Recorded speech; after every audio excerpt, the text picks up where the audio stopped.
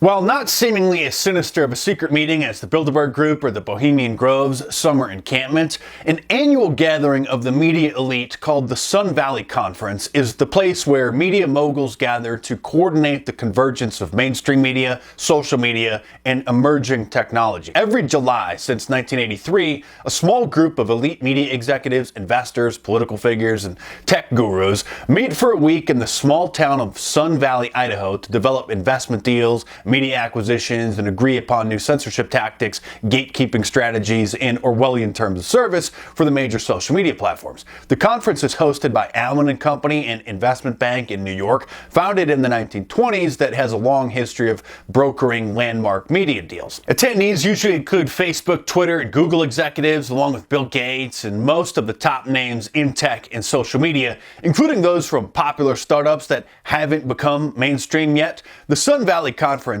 is the place where new media companies are bought up by major media conglomerates, which now see that emerging new social media platforms and independent news sites could quickly become threats to their information monopolies. Just a sample of some of the deals that have been made there are Comcast acquiring NBC Universal, America Online and Time Warner merging into AOL Time Warner, Microsoft merging with NBC to form MSNBC, Instagram being bought by Facebook for an astounding $1 billion, and the list goes on and on.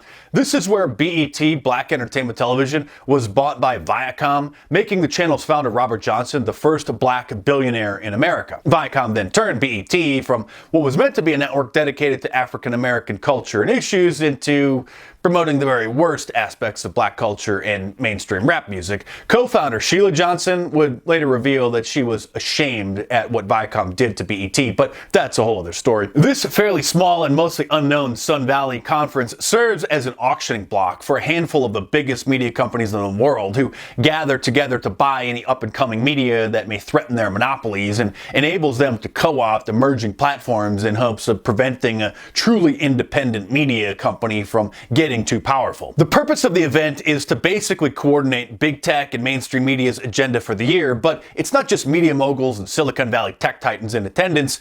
The CIA is also in attendance as well. In fact, when he was the director, George Tenet was the Sun Valley keynote speaker in 2003 and then again in 2005. And after his retirement from the agency, he still regularly attends and has been photographed there in 2008 and again in 2012. Former CIA Director David Petraeus has also attended, as is customary for the head of the agency every year. The fact that the CIA is a regular attendee at this meeting shows that it's not just a fun gathering of media moguls to make some new contacts and cut some deals. With the CIA's known history of covertly influencing movies and television shows through their entertainment liaison offices, not to mention the news business through Operation Mockingbird, their purpose for being at the Sun Valley Conference should be quite obvious. Barack Obama was seen as the first social media president because when he was first elected in 2008, social media platforms like Facebook and Twitter were just becoming intertwined with most people's lives. An executive in his administration named Cass Sunstein actually advocated for the government to pay online trolls to inundate websites and YouTube videos with comments attempting to discredit certain content if it was seen as containing supposed conspiracy theories or being extremist material, which just means it exposes the establishment or questions too intensely certain policies or government officials. Sunstein wrote, quote, "We suggest a distinctive tactic for breaking up the hardcore of extremists who supply conspiracy theories, whereby government agents or their allies, acting either virtually or in real space, and either openly or anonymously, will undermine the crippled epistemology of believers by planting doubts about their theories and stylized facts that circulate within such groups, thereby introducing beneficial cognitive diversity." Another government plan titled Blogs and Military Information Strategy proposed the same thing a few years earlier in order to combat the popularity of some bloggers and independent journalists. Hiring a block of bloggers to verbally attack a specific person or promote a specific message may be worth considering, read the report.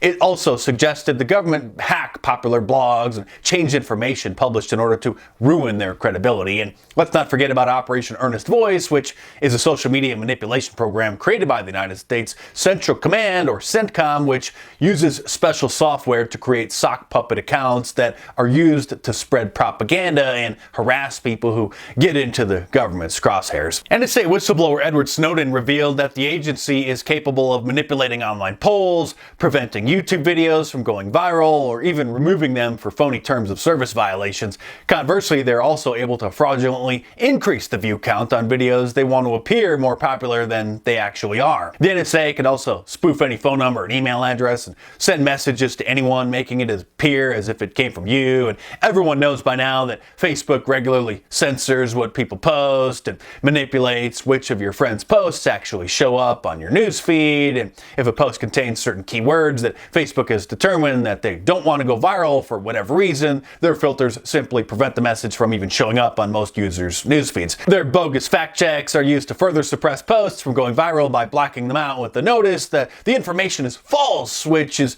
mostly an indication that it's true. The fact checkers are more like fact suppressors. Similarly, they artificially amplify certain posts if they want to create the impression that a certain issue or event is more popular than it is. This should be common knowledge at this point, but sadly, most people don't even think about the mechanisms behind their news feeds.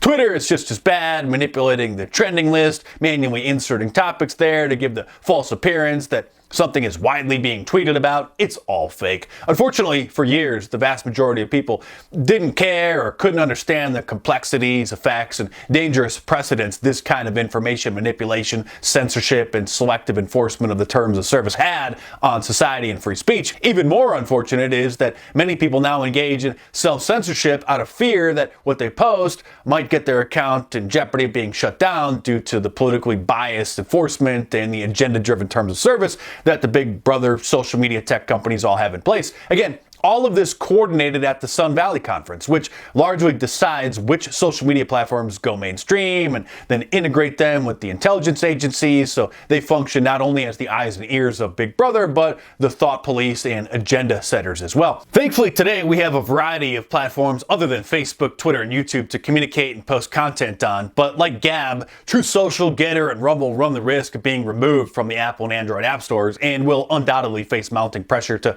ban certain users and topics or face having their apps banned as well. Only if we continue to expose big tech and, more importantly, mock and shame them can we possibly change the culture and get them to back off. Because there are no laws in place that protect freedom of speech online for individuals, not even in America today. The technocracy is still free to basically do whatever they want, banning anyone for any reason. If you like my serious monologues like this, then you'll love reading my books. So order The Liberal Media Industrial Complex in paperback from Amazon.com or download the ebook from any of the major ebook stores. My books are a lot more in-depth and hardcore than my videos, which I have to tone down a little bit for obvious reasons. So head on over to Amazon.com or click the link in the description below and check them out.